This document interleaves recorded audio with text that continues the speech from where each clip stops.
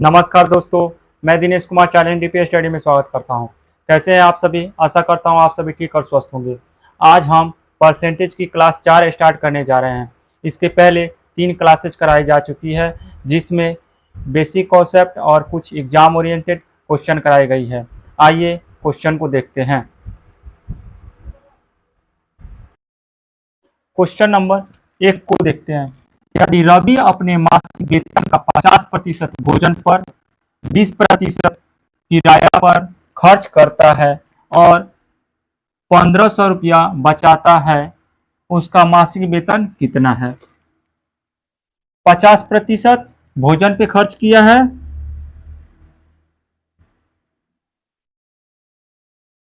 50% भोजन पर, किराया पे कितना खर्च हो रहा है? 20%,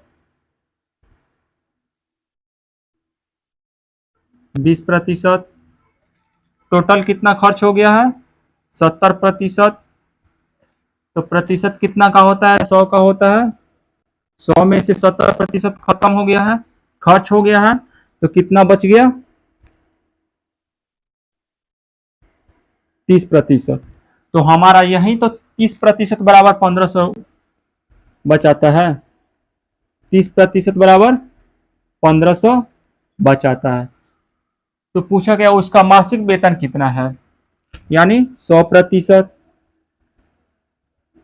1500 बटे का 30 गुने 100%, 1 जीरो से 1 जीरो कैंसिल, 3×5=15, यानी 100% बराबर 5000।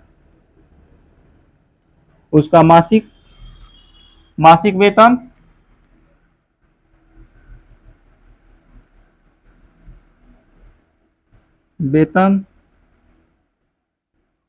बराबर 5000। नेक्स्ट क्वेश्चन को देखते हैं। क्वेश्चन नंबर 2 को देखिए। करण अपनी मासिक आय का 15% किराया और शेष का 60% गृह कार्यों पर खर्च करता है। यदि वह 2210 रुपया बचाता है तो उसकी मासिक आय होगी। इसमें किराया पर कितना प्रतिशत खर्च किया है? 15%।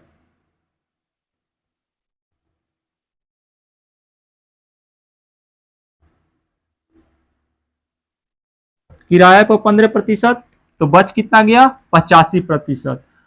तो शेष का यहां पे क्या बोला है? शेष का 60%। 85% का 60% निकालना है।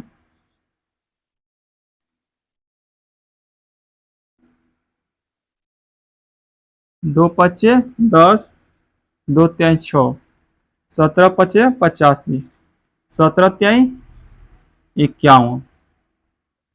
51% बराबर हमारा कितना हो रहा है? 2210 रुपया। 2210 रुपया।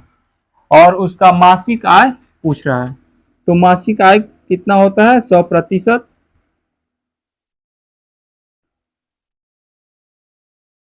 51 गुने का 100। इस प्रकार हम मासिक आय निकाल सकते हैं।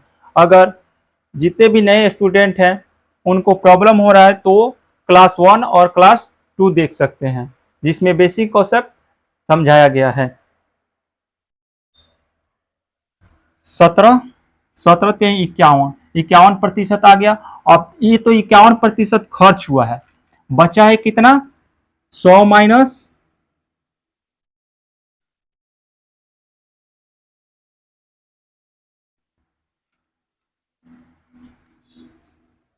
पहली बार 15% खर्च हुआ है तो 85% बचा है। अब 85 में से 51 माइनस करेंगे, 5 में से 1, 4 और 3, ये हुआ 34% बराबर कितने? 34% बराबर 2210 रुपया बचाया है। अब उसका पूछा है उसका मासिक आय कितना होगा, तो अब 100% इसका निकालेंगे। 100% निकालने के लिए बटा 34 गुने 100। इसको छोटा कर देंगे, ये हो गया 50, 17, 17 एकम 17, 17 तेई 51, 13 पचे 65, यानी 100% बराबर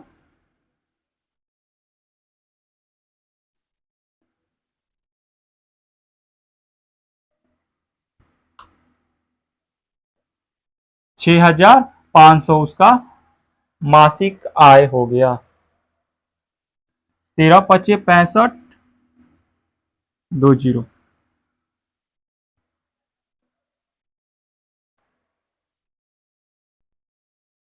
क्वेश्चन नंबर 2 से रिलेटेड क्वेश्चन नंबर 3 को देखते हैं, ताकि जितना भी कंफ्यूजन हो आपको क्लियर हो जाए। अगर कोई भी डाउट्स हो तो आप लोग बेसिक कॉन्सेप्ट देख सकते हैं। प्रत्येक माह प्रिया अपनी आय का 30% घर के किराए पर और शेष का 60% घरेलू व्यय पर खर्च करती है। यदि वह प्रत्येक माह 6,300 रुपये की बचत करती है तो उसका कुल मासिक आय कितना है। 30% घर पे और शेष का, यानी 100 में से 30 माइनस हो गया तो बच गया 70।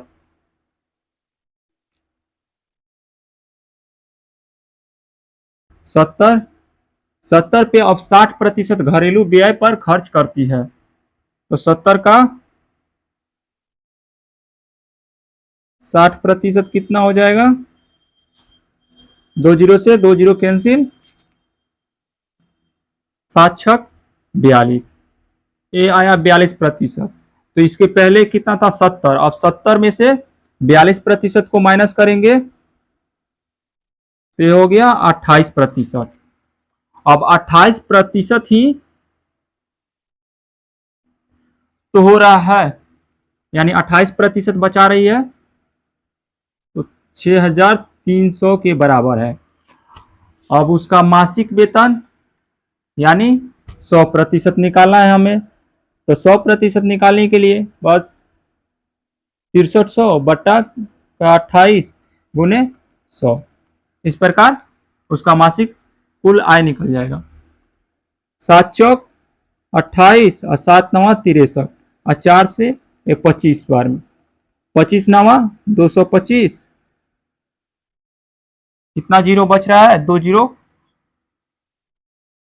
यानी उसका कुल मासिक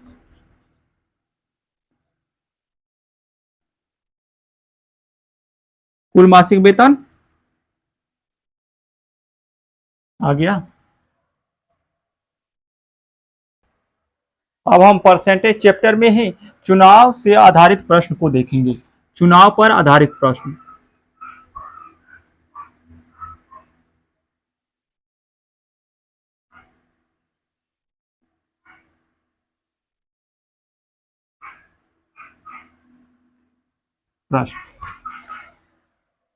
क्वेश्चन को देखते हैं।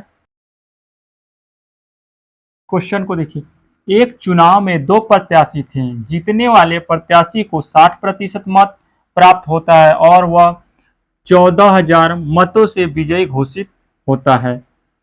ज्ञात कीजिए जीतने वाले प्रत्याशी को कितने मत प्राप्त हुए। तो इसमें कुल मत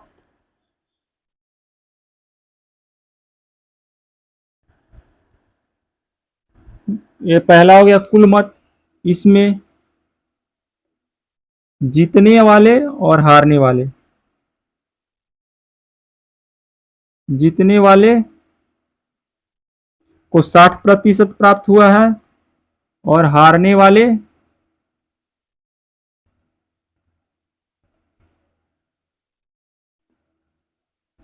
जब जीतने वाले को 60% प्राप्त हुआ है तो हारने वाले को 40% प्राप्त हुआ है। टोटल प्रतिशत कितना होता है 100 का होता है। इसमें अंतर कितने का है 20 का, तो यही तो 20% बराबर है 14,000, यानी 20% बराबर 14,000। तो हमसे क्या पूछा है, जीतने वाले प्रत्याशी को कितने मत प्राप्त हुए।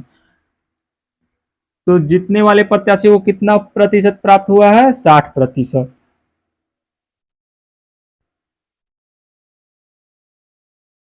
14,000 बट्टे का 20 गुने 60%। एक जीरो से एक जीरो कैंसिल, 2 सत्ते 14, यानी 7 छक 42। जीतने वाले प्रत्याशी को कितना प्राप्त हुआ है? 42,000।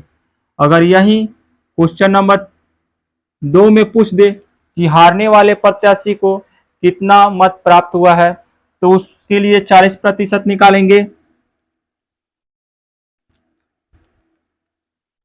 14,000 बट्टे का 20 गुने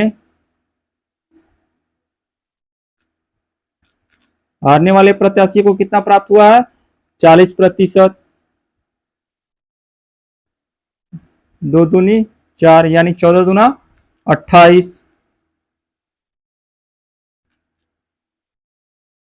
14 दूना 28। हारने वाले प्रत्याशी को 28,000। अगर यही पूछ दे कि कुल मतों की संख्या कितनी है, तो 100% निकाल देंगे।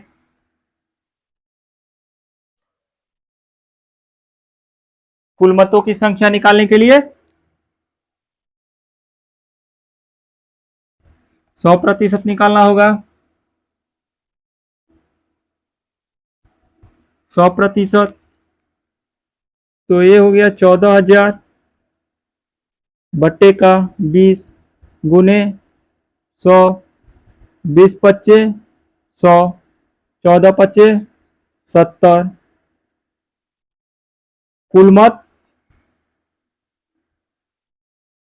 कुल मतों की संख्या 70,000। इस क्वेश्चन में हमने देखा कि कुल मतों की संख्या जीतने और हारने वाले प्रत्याशी की कुल मत कितना है। ये नेक्स्ट क्वेश्चन को देखते हैं। क्वेश्चन नंबर 5 को देखिए। एक चुनाव में 2 उम्मीदवार ने भाग लिया, उनमें एक को 60% मत मिले और वह 16,000 मतों से विजय 16,000 मतों से जीत गया, तो डाले गए कुल वोटों की संख्या कितनी है? तो इसमें कुल वोट या मत, कुल मत जीते हुए प्रत्याशी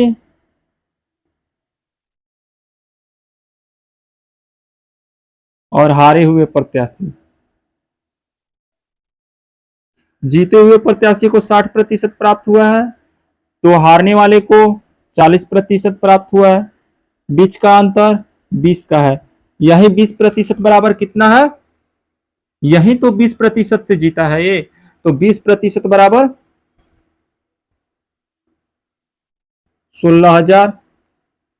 हमसे पूछा क्या है? कुल वोटों की संख्या कितनी है, तो कुल वोटों यानी 100%। 100% बराबर 16,000 बट्टे का 20 गुने 100, 20 पच्चे 100, 16 पच्चे 80, यानी कुल वोटों की संख्या 80,000।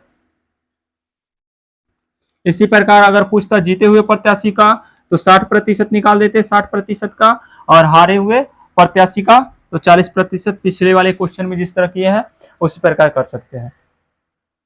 अगर क्वेश्चन में कहीं डाउट है तो आप हमें कमेंट्स करके बताइए, ताकि आने वाले क्लासेस को अच्छी तरह कराई जा सके।